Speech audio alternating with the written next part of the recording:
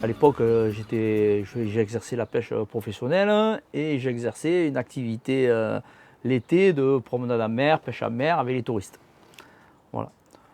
Et je me suis dit, tiens, Gilles il vend son bateau, ça serait con que ce bateau il quitte Carnon, qu'il s'en aille. Et comme j'étais à 3 ans de la retraite, je me suis dit, tiens, eh ben, ça me fera l'occasion de faire la continuité, de pouvoir naviguer toujours avec un bateau qui a malgré tout une âme, et voilà, qui faisait partie de Carnon. Pour moi, le Rescator, il fait partie de Carnon. Et du coup, ben voilà, c'est entendu, et j'ai acheté le bateau à Gilles en 2015. Voilà, exactement. Alors au début, les premières années, je faisais ce que Gilles faisait au départ. Hein. J'ai participé à certaines fêtes de la mer organisées par la mairie et la capitainerie et le port de Carnon. Puis petit à petit, au niveau des réglementations, il fallait être au niveau de la sécurité, comme les gens maintenant ils demandent de tout, le bateau n'était plus aux normes pour pouvoir transporter des passagers pour des événements comme ça. Donc du coup, je les ai plus fait avec le Rescator et je le faisais avec mon bateau de promenade qui lui était fait pour ça.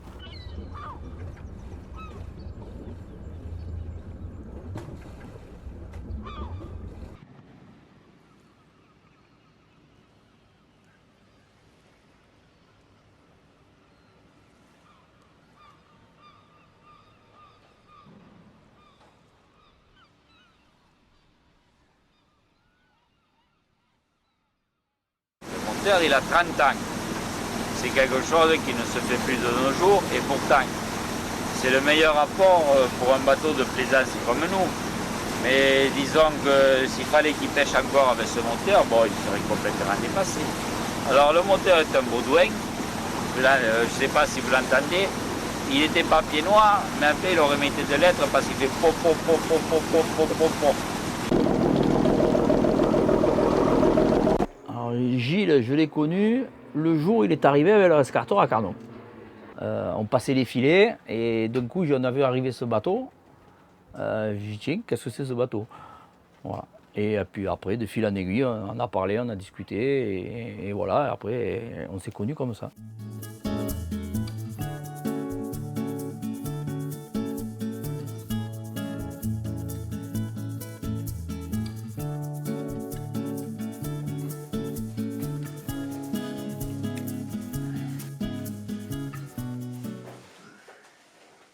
Dans les années 80, j'ai connu un ami qui avait un bateau comme je voulais et il était très spacieux, convivial et très joli.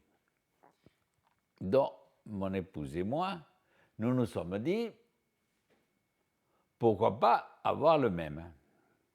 Le même, c'était pas introuvable, mais pour trouver un bateau en bon état, c'était peine perdue. Alors, on s'est dit, pourquoi pas en faire un, en fabriquer un. Et on est parti sur cette base. On a donc rodé un peu notre sud de la Méditerranée pour trouver quelque chose qui corresponde à nos souhaits, mais on a trouvé finalement ce qu'on voulait à côté, c'est-à-dire à Port-la-Nouvelle.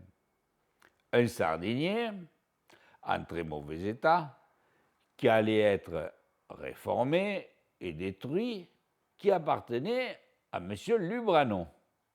M. Lubrano était un rapatrié pied noir qui était venu d'Algérie avec son bateau. Son bateau qui avait atterri à Port-Vendre, où à une époque, il y avait eu carrément un rassemblement de bateaux venus d'Algérie. Donc voilà, nous achetons dans ce bateau à M. Lubrano, qui était très content de nous le vendre plutôt que d'aller à la casse, et nous voilà partis. Nous amenons ce bateau au Gros du Roi pour faire les travaux principaux de la coque, changer des bois. Une fois ces travaux finis, nous avons donc amené le bateau à Carnon, notre port d'attache. Nous avons été aidés, bien reçus, on nous a facilité la continuation des travaux. Et nous voilà partis d'une coque nue, c'est-à-dire elle était vide, la coque était vide. Donc nous avons entrepris de faire le bateau, vraiment, on pouvait le faire à l'image qu'on s'était fait, c'est-à-dire un gréement traditionnel avec un avant de bateau de travail. Voilà, un bateau de travail. À la maison, nous avons fabriqué les mâts. Ah, les mâts, c'était simple.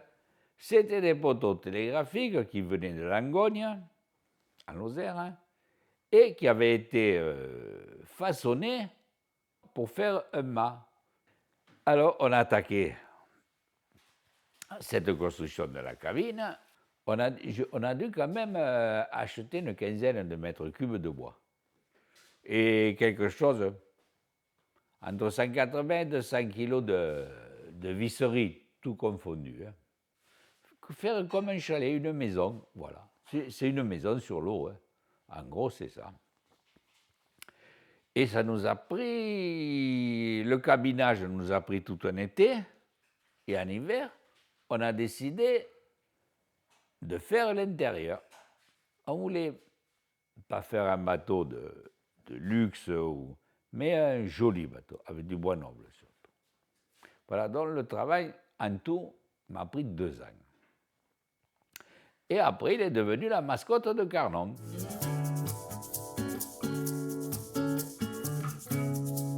Alors, pourquoi le Rescator?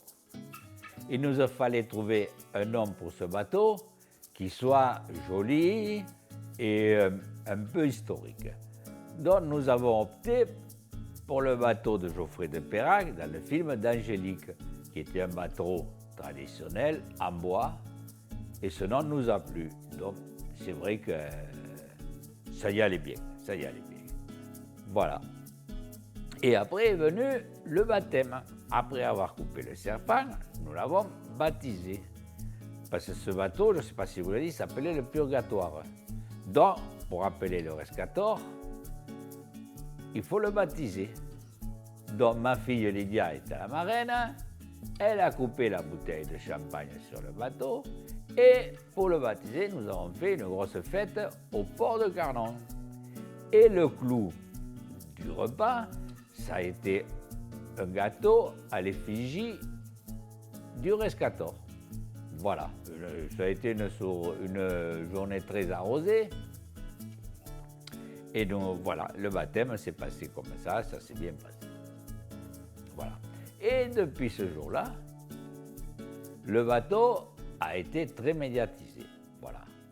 Donc c'est là où il a pris son essor. Vrai bonheur, on est sur le Rescator, sur le Môle Saint-Louis, on est fort bien installé, on est en bonne compagnie. C'est pas parce que c'était... Regardez ça aussi. Là, il y avait de la technologie sur un tonnier comme ça. Pour ramasser du thon à la voile, il fallait justement savoir utiliser la technologie du moment. C'est pas parce qu'on a des téléphones portables aujourd'hui que tout ce qui se passait avant, c'était ringard. Donc, le Rescator, une fois fini, a fait partie de la fierté des ports de Carnon. Du port de Carnon, il en est même sorti beaucoup de cartes postales. Pour m'aider un peu au financement, j'ai donc fait des dérivés pour le bateau, c'est-à-dire des pins, des casquettes, des pins, surtout des pins à l'époque, des casquettes, des t-shirts et jusqu'à des bouteilles de vin avec la photo du Rescator dessus. Voilà, il faut reconnaître que ça m'a un peu aidé à financer un bateau quand même qui revient cher à l'entretien. Et voilà, maintenant, après, il s'est passé une bonne dizaine d'années où chaque année, j'étais parti, surtout l'été, presque 2 mois de manifestations nautiques et de balades pour un peu tous ces gens qui en avaient besoin. Il faut reconnaître que sur la région du Languedoc-Roussillon, il y en avait très peu comme le mien. Donc, il n'y avait pas de concurrence, si on peut parler de concurrence, au point de vue esthétique, et le bateau était entretenu, donc il plaisait beaucoup. Et j'avais quelques problèmes, des fois, pour arriver à organiser les demandes de gens qui voulaient utiliser le bateau. Alors, après 25 années de bons et loyaux services, comme nous avions acheté une résidence en Espagne, nous avons décidé, mon épouse et moi, de nous séparer du bateau parce que l'entretien chaque année devenait de plus en plus pénible. C'est sûr qu'on le regrettera tout le temps. On n'a même plus trop envie de le revoir par rapport à avoir chaque fois un coup au cœur. Pour être vraiment objectif, c'est souvent que nous pensons au Rescator et que nous en avons la nostalgie. Donc, on n'était même pas, à la limite, pressé d'arriver à destination tellement on était bien en mer. On n'a pas besoin de télévision quand on habite au bord de la mer. Il suffit d'avoir la vue sur la Méditerranée, ça comble tous les espoirs.